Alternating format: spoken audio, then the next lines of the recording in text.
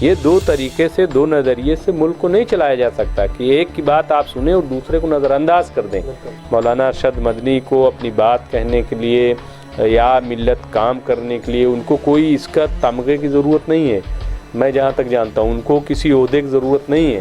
مطلب آل India Muslim personal law board وہ ہے کہ جس میں شیعہ، سنی، وہابی، دیوبندی، بریلوی سب ہیں۔ اس کے علاوہ پولیٹیکل اگر آپ بات کریں تو اسد الدین اویسی مسلم پرسنل لا بورڈ کے ممبر ہیں اور وہ MIM کے چیف ہیں، رکن پارلیمنٹ ہیں۔ اس طریقے سے اور کئی مثالیں جو ہیں وہ پیش کی جا سکتی ہیں۔ اس وقت ہمارے ساتھ خاص بات چیت کرنے کے لیے موجود ہے انقلاب کے chief of national bureau doctor Mumtaz Alam Rizvi صاحب۔ آج ہم سے all India personal law board کی میٹنگ پر خاص بات چیت کریں گے۔ ممتاز عالم صاحب، سب سے پہلے تو آپ کا بہت بہت خیر مقدم۔ جی شکریہ، بہت بہت۔ ممتاز صاحب، آل انڈیا پرسنل لا بورڈ کی جو میٹنگ ہوئی ہے اس کو کس طریقے سے دیکھتے ہیں آپ؟ میں سمجھتا ہوں کہ ایک زمانے کے بعد آل India Muslim personal law board کی یہ میٹنگ ہوئی ہے اور اس میں ایک بار پھر صدر کا انتخاب کیا گیا ہے اور اس میں جو صدر چنے گئے ہیں وہ مولانا رابع حسنی ندوی صاحب کو پھر چنا گیا ہے اور وہ چھٹی مرتبہ تقریباً جو ہے غالباً ان کا انتخاب کیا گیا ہے۔ تو ایک تو یہ کہ ان کو مبارکباد کہ بزرگ ترین شخصیت ہیں وہ، اور انہیں چھٹی مرتبہ آل India Muslim personal law board کا صدر منتخب کیا گیا ہے۔ دوسری چیز یہ کہ جو اس کے جنرل سیکریٹری تھے مولانا ولی رحمانی صاحب، تو ان کا انتقال ہو گیا تھا کورونا کے سبب، تو اس کے بعد سے کارگزار جنرل سیکریٹری، تو مجھے امید ہے کہ جلد از جلد ایک جنرل سیکریٹری بھی مکمل طور پر ملے گا، کیونکہ جو جنرل سیکریٹری ہیں وہ کارگزار ہیں سیف اللہ رحمانی صاحب۔ تو یہ کانپور میں میٹنگ منعقد کی گئی ہے اور آج جو ملک کے حالات ہیں میں سمجھتا ہوں کہ یہ میٹنگ ہونی چاہیے تھی، حالانکہ اس کو کئی طریقے سے دیکھا جا رہا ہے، کیونکہ ابھی الیکشن بھی ہونے والا ہے فروری میں، UP میں پورا الیکشن کا ماحول بنا ہوا ہے۔ تو ایسے میں ہم دیکھ رہے ہیں کہ کئی اور آرگنائزیشن جو ہے اس طریقے سے میٹنگیں کر رہی ہیں تو یہ ضرور خیال رکھنا چاہیے اور رکھیں گی۔ میں سمجھتا ہوں کہ کوئی پولیٹیکل جو ہے بات ایسی نہ ہو کہ جس سے کوئی بات سامنے آئے، لیکن یہ کہ حالات ایسے ہیں کہ اس میں یہ میٹنگ ایک سنگ میل کی حیثیت رکھتی ہے، اور چونکہ اس میں کئی علماء کرام شریک ہوئے ہیں، ابھی دیکھنا یہ ہے کہ اس میں کیا کچھ نکل کر کے آتا ہے۔ آپ کو معلوم ہوگا کہ آل India Muslim personal law board جو کئی فریقین کی طرف سے بابری مسجد کی بھی پیروی کر رہی تھی، پھر ٹرپل طلاق جب آیا تو اس کا بھی مقدمہ مسلم پرسنل لا بورڈ نے لڑا، لیکن آپ دیکھیں تو ہر جگہ کہیں نہ کہیں شکست ہوئی۔ تو اس کے بعد سے all India Muslim personal law board کی ایک طریقے سے حیثیت بڑی جو ہے کم ہو گئی، اور بڑی اس کی کرکری رہی۔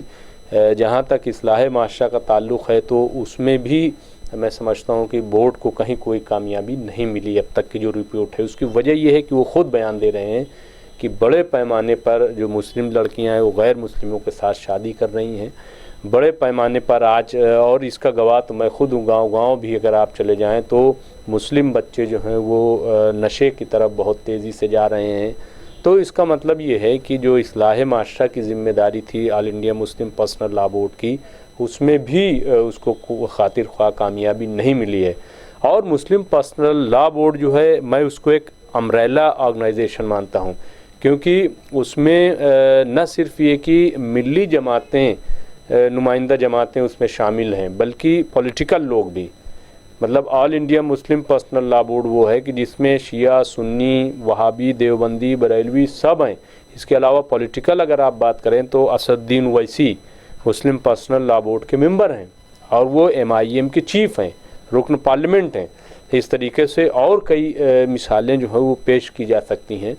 تو میں سمجھتا ہوں کہ بہت امپورٹنٹ آرگنائزیشن ہے، تو اس میٹنگ میں ضرور اس کو غور کرنا چاہیے کہ آخر اس کو درپے پے در پے اتنی ناکامیاں کیوں ملی اور کیسے وہ اپنے اعتماد کو عوام کے تئیں ملت کے تئیں وہ بحال کرے. جی ممتاز صاحب، ایک اور سوال ہے کہ جس طرح سے اس میٹنگ میں یہ کہا گیا کہ کیا جس طرح سرکار کسی قانونوں کو واپس لینے کا فیصلہ کیا تو کیا سی اے پر بھی سرکار غور کرے گی اور اس قانون کو بھی واپس لینے کا فیصلہ کرے گی؟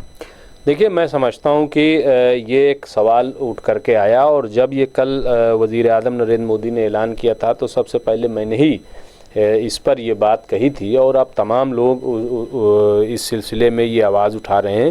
جہاں تک آل India Muslim personal law board کا تعلق ہے تو ایک بڑا سوال یہ ہے کہ خود مسلم پرسنل لا بورڈ نے کیا اس کے لیے کوئی اقدام کیا اس کو واضح کرنا چاہیے. میں سی اے کی بات کر رہا ہوں. دوسری چیز یہ کہ کسانوں کا اتنا بڑا موومنٹ چلا تو کیا کسان جو ہیں وہ کسی خاص مذہب کے تھے؟ کیا اس میں کوئی رول مسلم پرسنل لا بورڈ کا رہا؟ کہیں کوئی ان کے حمایت میں بیان آئی، کئی بار بند کی کال کی گئی. تو یہ صحیح ہے، یہ اچھا مطالبہ ہے کہ جس طریقے سے، اور چونکہ میں نے ہی کہا تھا کہ جس طریقے سے کسانوں کی بات سرکار نے سنی اسی طریقے سے مسلمانوں کی بات بھی سرکار سنے، کیونکہ جس طریقے سے کسان ہندوستانی شہری ہیں اسی طریقے سے مسلمان بھی ہندو شہری ہیں. یہ دو طریقے سے، دو نظریے سے ملک کو نہیں چلایا جا سکتا کہ ایک کی بات آپ سنیں اور دوسرے کو نظر انداز کر دیں. ایک کے ساتھ آپ مسلسل 11 مرتبہ میٹنگ کریں اور دوسرے کے ساتھ ایک بار بھی میٹنگ نہ کریں، یہ ٹھیک نہیں ہے. میں نے کہا تھا کہ کم از کم اتنا ہی سرکار کرتی کہ مختار عباس نقوی کو ہی بھیج دیتی کہ جا کر کے کم از کم مسلم نمائندگان سے بات کریں، ان کو سمجھانے کے لیے بھیج دیتی. نہ بات مانتی تو کم از کم ان کو کنونس کرتی کہ دیکھیے آپ لوگ جو سوچ رہے ہیں وہ غلط سوچ رہے ہیں، ایسا نہیں ہے.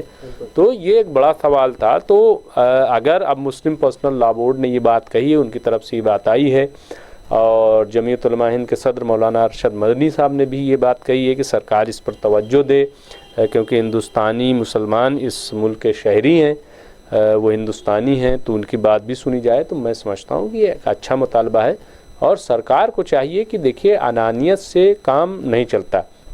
وزیر اعظم نے اپنے بیان میں خود کہا کہ اکثریت جو ہے کسانوں کی وہ تو قانون مان رہی تھی لیکن چند لوگ نہیں مان رہے تھے، تو ہم چند لوگوں کو نظر انداز نہیں کر سکتے.